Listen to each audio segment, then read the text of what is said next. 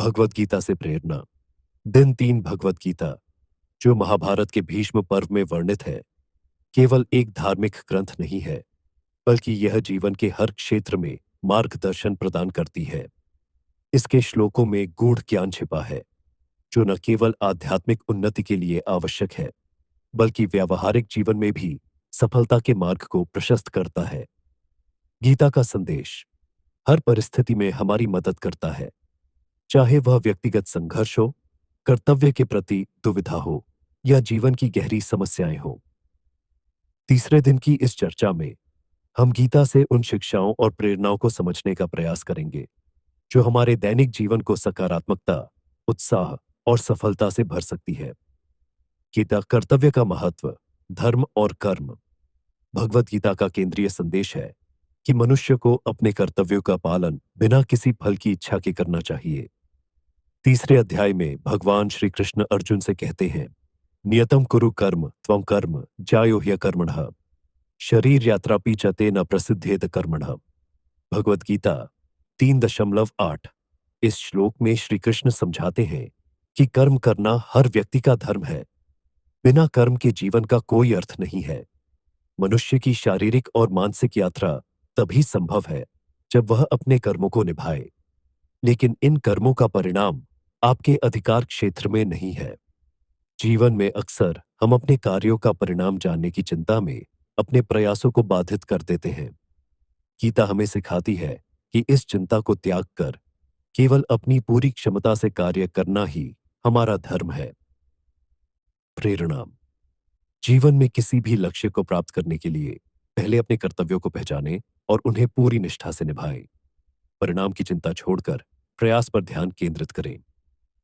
2. आत्मसंयम और मन का नियंत्रण। गीता के अनुसार एक सफल और शांति से भरा हुआ जीवन जीने के लिए आत्मसंयम आवश्यक है। भगवान कृष्ण कहते हैं, कर्मेंद्रियाणि संयम्य य आस्ते मनसा स्मरण इंद्रियार्थान विमूढ़ात्मा मिथ्याचार स उच्यते। भगवत गीता 3.6। इस श्लोक में श्री कृष्ण बताते हैं कि केवल बाहरी इंद्रियों को नियंत्रित करना ही पर्याप्त नहीं है, बल्कि मन और विचारों को भी संयमित करना आवश्यक है। हम अपने जीवन में अक्सर बाहरी परिस्थितियों को सुधारने का प्रयास करते हैं, लेकिन हमारी आंतरिक स्थिति, मन की स्थिति, अव्यवस्थित रहती है। इस द्वंद्व से बचने के लिए गीता में मन के अनुशासन पर जोर दिया गया है। प्रेरणा, ध्यान, योग और स्व अनुशासन के माध्यम से मन और इंद्रियों को नियंत्रित करें। केवल बाहरी जीवन की चिंता न करें, अपने भीतर की शांति पर भी ध्यान दें। 3. निस्वार्थता और सेवा का भाव। गीता का तीसरा अध्याय कर्मयोग को समर्पित है, जो सेवा और निस्वार्थ कर्म पर आधारित है। भगवान कृष्ण कहते हैं, यज्ञार्थात् कर्मणोऽन्यत्र लोकोऽयं कर्म बंधन तदर्थम कर्म कौन्तेय मुक्त संघ समाचर। भगवत गीता 3.9। इस श्लोक में भगवान बताते हैं कि जो भी कर्म हम करते हैं, उसे किसी उच्च उद्देश्य, यज्ञ के लिए करना चाहिए। अपने कार्यों को केवल अपनी इच्छाओं की पूर्ति के लिए करना कर्म बंधन का कारण बनता है। निस्वार्थ कर्म का अर्थ है बिना किसी स्वार्थ या व्यक्तिगत लाभ के समाज और दूसरों के हित के लिए कार्य करना। ऐसा करने से हमें आंतरिक संतोष मिलता है और हमारा कर्म योग बन जाता है। प्रेरणा। अपने कार्यों में दूसरों की भलाई का उद्देश्य रखें, समाज के कल्याण और सेवा का भाव अपनाएं। 4. सामंजस्यपूर्ण जीवन जीने की कला। भगवत गीता में जीवन के हर क्षेत्र में संतुलन बनाए रखने पर बल दिया गया है। श्री कृष्ण कहते हैं, युक्ताहार विहारस्य युक्तचेष्टस्य कर्मसु युक्त स्वप्नावबोधस्य योगो भवति दुःखः। भगवत गीता 6. एक साथ इस श्लोक में स्पष्ट किया गया है कि सफलता और शांति पाने के लिए जीवन में संतुलन आवश्यक है। हमारे आहार, विहार, कर्म और विश्राम में संतुलन होगा तो दुखों का नाश हो सकता है।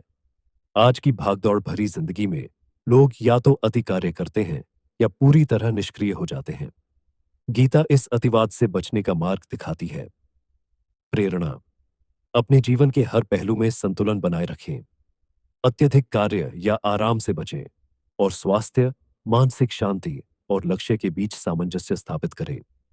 5. अहंकार का त्याग और समर्पण। भगवत गीता में एक महत्वपूर्ण संदेश है अहंकार का त्याग और ईश्वर के प्रति समर्पण। भगवान कृष्ण कहते हैं, मयि सर्वाणि कर्माणि संन्यस्याध्यात्म चेतसा निराशीर निर्ममो भूत्वा युध्यस्व विगतज्वर। भगवद गीता 3.30। इस श्लोक में श्री कृष्ण समझाते हैं कि सभी कर्मों को ईश्वर को समर्पित कर दो और यह मानो कि तुम केवल एक माध्यम हो। जब मनुष्य यह समझ लेता है कि वह केवल कर्म करने के लिए उत्तरदायी है, लेकिन फल ईश्वर की इच्छा पर निर्भर है, तब वह चिंता, तनाव और अहंकार से मुक्त हो जाता है। प्रेरणा। अहंकार को त्यागें और अपनी क्षमताओं को ईश्वर की कृपा माने। अपने हर कार्य को एक समर्पण और सेवा का रूप दें। 6। आत्मा की अमरता और मृत्यु का भय। गीता का संदेश आत्मा की अमरता पर आधारित है। श्री कृष्ण कहते हैं, न जायते म्रियते व कदाचिन नयम भूत्वा भविता व न भूय अजो नित्यः शाश्वतोयम पुराणोन्न न हन्यते हन्यमाने शरीरे। भगवत गीता 2.20। इस श्लोक में बताया गया है कि आत्मा अजर, अमर और अविनाशी है। यह शरीर मात्र एक माध्यम है। आत्मा का न तो जन्म होता है और न मृत्यु। मृत्यु केवल एक परिवर्तन है। जीवन में हम अक्सर असफलताओं और कठिन परिस्थितियों को लेकर डरते हैं। गीता का यह ज्ञान हमें सिखाता है कि हमारा सच्चा स्वरूप आत्मा है और आत्मा को कोई नुकसान नहीं पहुंचा सकता। प्रेरणा। जीवन में मृत्यु या असफलता से भयभीत न हो।